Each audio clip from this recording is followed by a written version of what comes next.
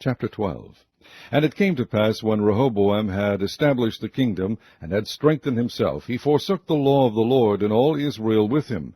And it came to pass, that in the 5th year of King Rehoboam, Sheba king of Egypt came up against Jerusalem, because they had transgressed against the Lord, with 1,200 chariots and 70,000 horsemen. And the people were without number that came with him out of Egypt, the Lubims, the Sukkiims, the Ethiopians. And he took the fenced cities which pertained to Judah, and came to Jerusalem.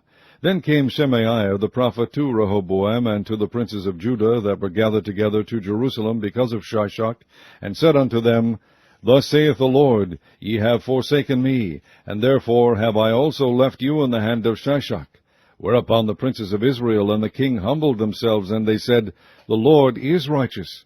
And when the Lord saw that they humbled themselves, the word of the Lord came to Shemaiah, saying, They have humbled themselves, therefore I will not destroy them, but I will grant them some deliverance. And my wrath shall not be poured out upon Jerusalem by the hand of Shishak.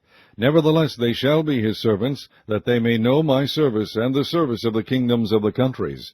So Shishak king of Egypt came up against Jerusalem, and took away the treasures of the house of the Lord, and the treasures of the king's house. He took all. He carried away also the shields of gold which Solomon had made. Instead of which King Rehoboam made shields of brass, and committed them to the hands of the chief of the guard, that kept the entrance of the king's house. And when the king entered into the house of the Lord, the guard came and fetched them, and brought them again into the guard chamber. And when he humbled himself, the wrath of the Lord turned from him, that he would not destroy him altogether. And also in Judah things went well. So King Rehoboam strengthened himself in Jerusalem, and reigned. For Rehoboam was 41 years old when he began to reign, and he reigned 17 years in Jerusalem, the city which the Lord had chosen out of all the tribes of Israel, to put his name there. And his mother's name was Naamah, and Ammonitis. And he did evil, because he prepared not his heart to seek the Lord.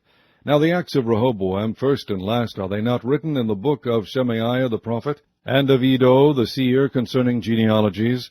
And there were wars between Rehoboam and Jeroboam continually. And Rehoboam slept with his fathers, and was buried in the city of David, and Abijah his son reigned in his stead.